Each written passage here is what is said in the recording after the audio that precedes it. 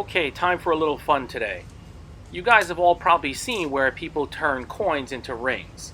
You can see one here that I've been working on. This is a 10 NT dollar piece. So if you have some time to kill, we're expecting a typhoon maybe here, so this is what I would call a typhoon project. You just hammer thusly on the coin as you rotate.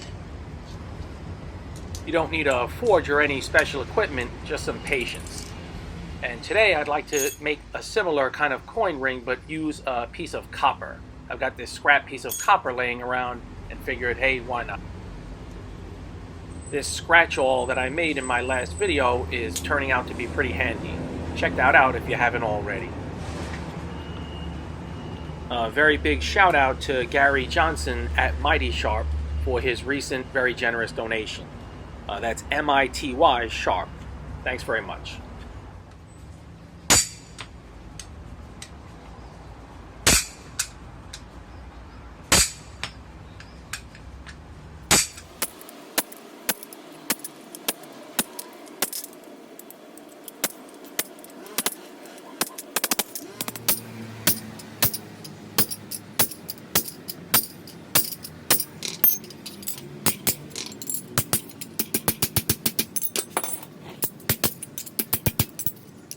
There's two reasons why I want to make this ring out of copper today. Once the ring is done, I'd like to try different patinas like I was trying in previous videos. And also, copper is antimicrobial and it disinfects just by itself. It's a real infection killer. And at a time like this, that's probably not a bad thing to have in your hand or on a finger.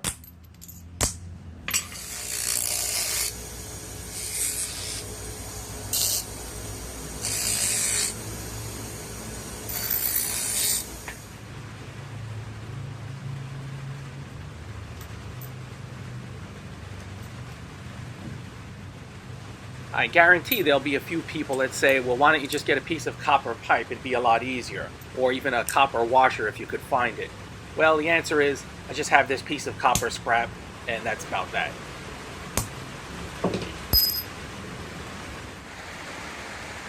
Starting to rain lightly, and it feels real nice.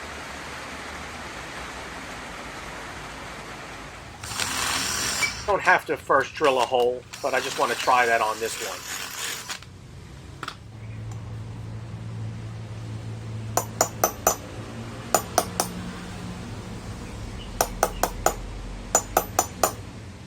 So if you want to try this with a coin or whatever, you just have to be really patient. Just go slow at it, don't try to swing too hard, and try to distribute the blows evenly.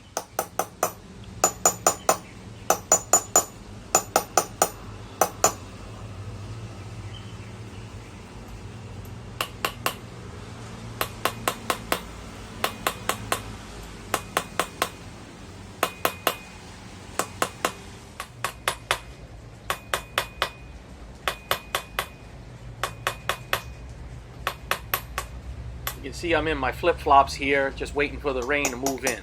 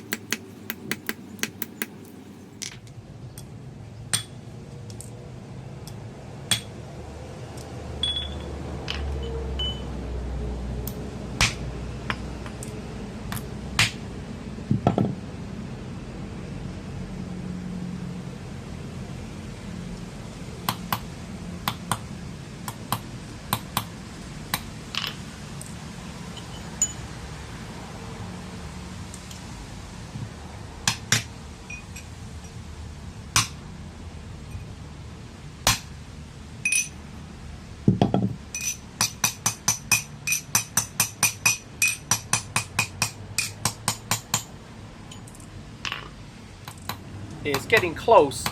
Copper work hardens as you hammer on it, and conversely it softens when it's quenched. So I'll probably quench it once and then work it a little bit more.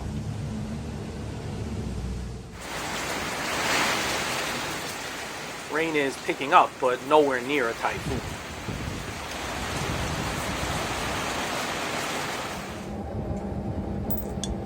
If you don't have a forge, I think a simple butane torch would be enough to heat the copper.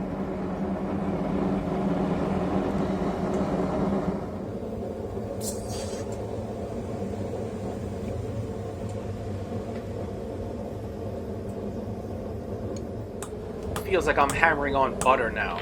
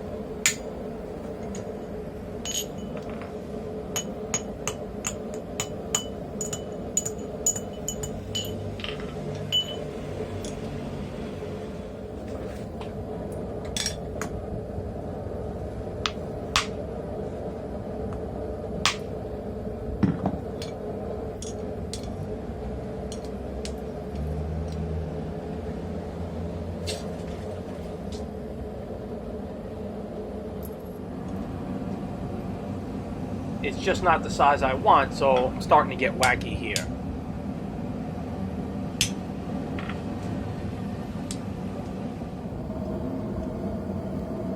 I only have these two short bottom dies with a half round radius, so I have to improvise a bit if I want to use my guillotine tool.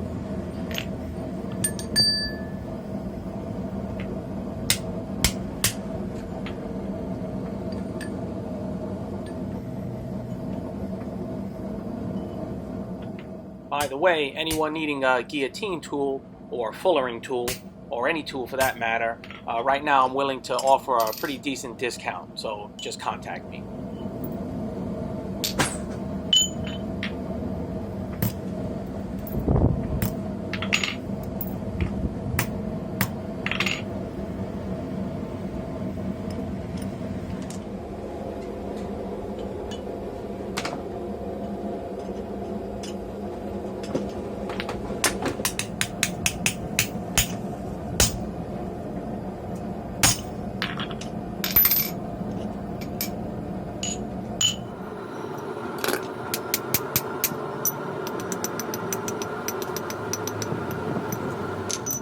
So I quenched it in water, and you can see I've got this pinkish reddish sort of color and a little bit of a mottled look. It's okay, but it's not what I'm after. Plus I first need to clean this up a bit before I do the final patina.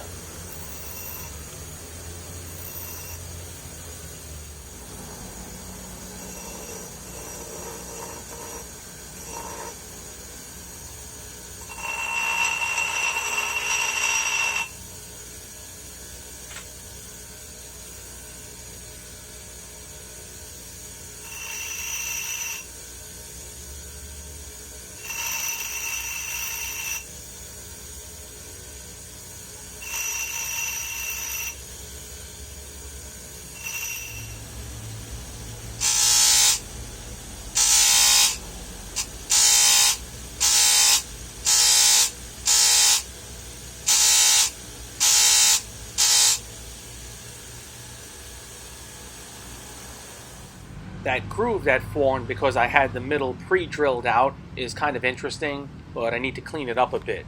Again, the scratch awl comes in handy.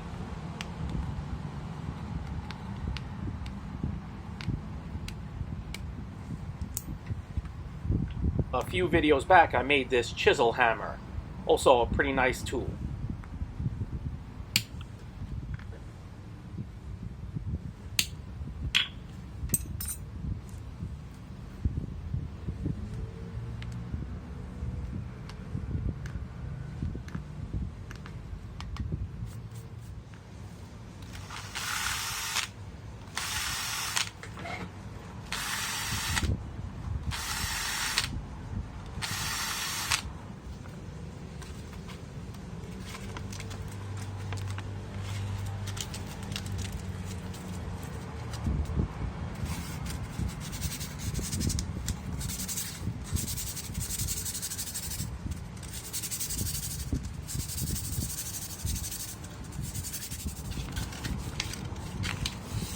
Well, for me here, this is now a pinky ring.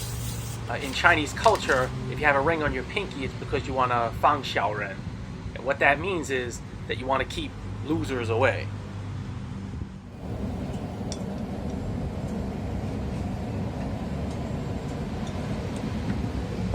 This is nothing more than soapy water. Somehow the soapy water delays cooling, and that in turn brings out different colors.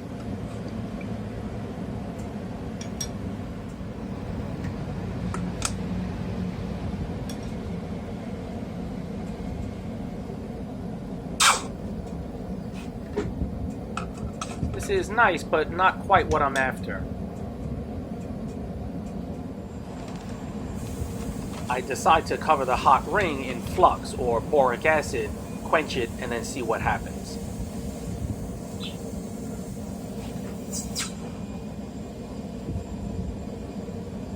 Not a whole lot going on. I put it back in the forge and let the flux melt around it. That creates a really weird reaction, and it works perfectly. It gives me these orange colors and this mottled look that I'm after. It has a mottled pattern with bright colors, and it almost looks like a kind of marble, and I really like that. Hope you've enjoyed this one, just a little bit of fun, and I'll catch you guys next time.